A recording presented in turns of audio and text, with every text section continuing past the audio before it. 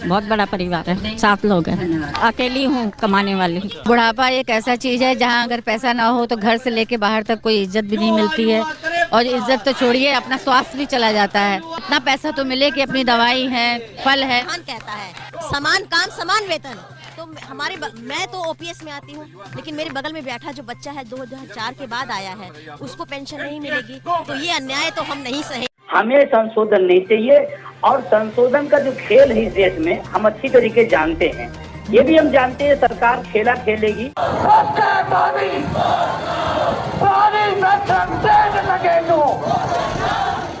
नमस्कार दोस्तों, बहुत ही बड़ी खबर सामने निकल कर आ रही है पुरानी पेंशन बहाली पर। मेरे जितने भी साथी ओल्ड पेंशन बहाली के समर्थन में, वो वीडियो को लाइक करके कमेंट बॉक्स में ओपीएस लिखकर अपना समर्थन जरूर दे। केंद्र सरकार पुरानी पेंशन को लेकर बहुत जल्द अंतिम फैसला लेने जा रही है। जानकारों की माने तो 6 दिन बाद ही यह तस्वीर साफ हो जाएगी कि सरकारी कर्मी पुरानी पेंशन के दायरे में आएंगे या एनपीएस ही जारी रहेगा। सूत्रों का कहना है कि केंद्र सरकार ने कर्मियों के साथ टकराव से बचने का रास्ता निकाल लिया है। 1 फरवरी को लोकसभा में पेश होने वाले अंतरिम बजट में ओपीएस, एनपीएस को लेकर सरकार अपनी स्थिति को स्पष्ट कर सकती है। ये तय है कि केंद्र सरकार ओपीएस बहाली नहीं करेगी, लेकिन एनपीएस को ज्यादा से ज्यादा आकर्षक बनाने का मसौदा सामने आ सकता है। देश में पुरानी पेंशन बहाली की मांग को लेकर सरकारी कर्मियों ने राष्ट्रव्यापी अनिश्चितकालीन हड़ताल करने की चेतावनी दी है, लेकिन कर्मचारी संगठनों का धैर्य अब जवाब देता हुआ दिखाई पड़ रहा है। शिव गोपाल मिश्रा ने रिले हंगर स्ट्राइक के अंतिम दिन सरकार को चेतावनी दे दी थी कि ओपीएस बहाली के लिए अब कोई धरना प्रदर्शन नहीं होगा। सरकार हमें अनिश्चितकालीन हड़ताल करने के लिए मजबूर कर रही है। देश में अगर 1976 की रेल हड़ताल जैसा माहौल बना तो उसके लिए केंद्र सरकार जिम्मेदार होगी। जल्द ही सभी कर्मचारी संगठनों की बैठक बुलाई जाएगी। एक विधायक को इतनी बार पेंशन मिल जाती है, हमारा रेल कर्मचारी कितना काम करता है। जब वो 60 साल का होता है, बिल्कुल बुढ़ापे में आ जाता है, तो वो घर जाएगा, उसको पेंशन नहीं, कुछ नहीं। 2000-3000 रुपए में क्या करें? पैसे के कुछ नहीं है, और बुढ़ापे में पैसे की जरूरत पड़ती है, इसलिए हम लोगों को ओपीएस जरूरी है। फ्रूट है जो बुढ़ापे की सबसे बड़ी जरूरत है, अपना परिवार है, तो बिना पेंशन के लिए तो हम सोच भी नहीं सकते कि हम लोग कैसे जीवन जिएंगे। जिस प्रकार से महंगाई बढ़ी है, उसी के साथ साथ सरकार ने जो है हमारी न्यू पेंशन स्कीम शुरू की, जिसमें कि हमें कुछ भी एम्प्लॉइज को उस स्कीम में नहीं मिलेगा जो अपनी जरूरतों को पूरा कर सकते। संविधान कहता है समान काम समान वेतन। तो मैं तो ओपीएस में आती हूँ, लेकिन मेरे बगल में बैठा जो बच्चा है 2004 के बाद आया है, उसको पेंशन नहीं मिलेगी। तो ये अन्याय तो हम नहीं सहे। हमें संशोधन नहीं चाहिए, और संशोधन का जो खेल है इस देश में हम अच्छी तरीके जानते हैं। ये भी हम जानते हैं सरकार खेला खेलेगी, वो कुछ देगी और बताएगी कुछ और मिलेगा कुछ। जी खबर है, और ये भी खबर है कि बहुत जल्दी इसमें कुछ संशोधन करने वाले हैं। लेकिन मैं आपसे बहुत जिम्मेदारी के साथ कह रहा हूँ, हम ये आंदोलन संशोधन के लिए नहीं चला रहे। हमारा एनपीएस में संशोधन हो ये मैं नहीं चाहता हूँ। मैं चाहता हूँ हूबहू पुरानी पेंशन 1972 की जो नियमावली है पुरानी पेंशन की, वो नियमावली हमको चाहिए। हमें संशोधन नहीं चाहिए, यानी कि हमें संशोधन किसी हाल में स्वीकार नहीं है, किसी हाल में।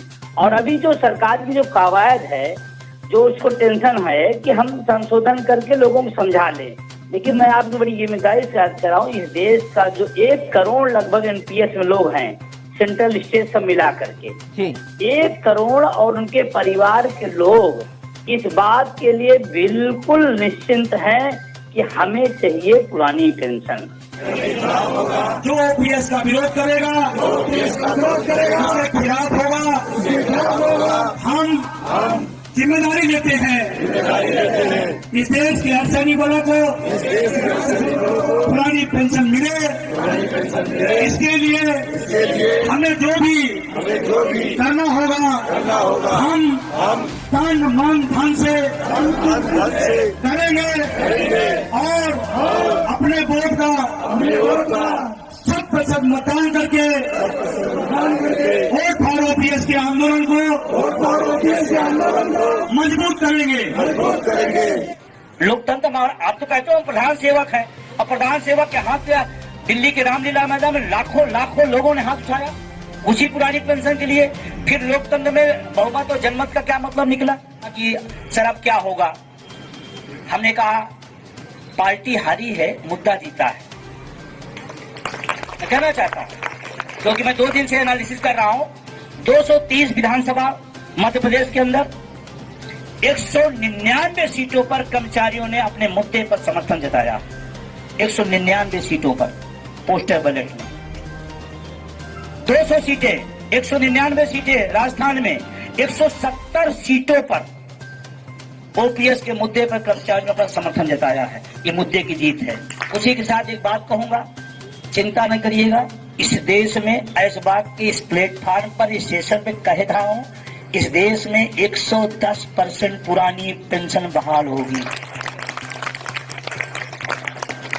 कर्मचारी नेताओं का कहना है कि अपने जीवन के 40 वर्ष सरकार को देने वाले लोगों को सरकार उनके बुढ़ापे की लाठी नहीं दे रही है और उनको बुढ़ापे में ठोकरें खिलाने पर आमदा है। गारंटी वाली ओपीएस योजना को बहाल करना होगा। वित्त मंत्रालय ने जो कमेटी बनाई है उसमें ओपीएस का जिक्र तक नहीं है, उसमें तो एनपीएस में सुधार की बात की गई है। इसका मतलब तो यह है कि केंद्र सरकार ओपीएस लागू करने के मूड में ही नहीं है। कर्मचारियों ने कहा है वे सरकार को वह फॉर्मूला बताने के लिए तैयार भी हैं जिसमें सरकार को ओपीएस यानी ओल्ड पेंशन स्कीम लागू करने से कोई भी नुकसान नहीं होगा। अगर इसके बाद भी सरकार पुरानी पेंशन लागू नहीं करती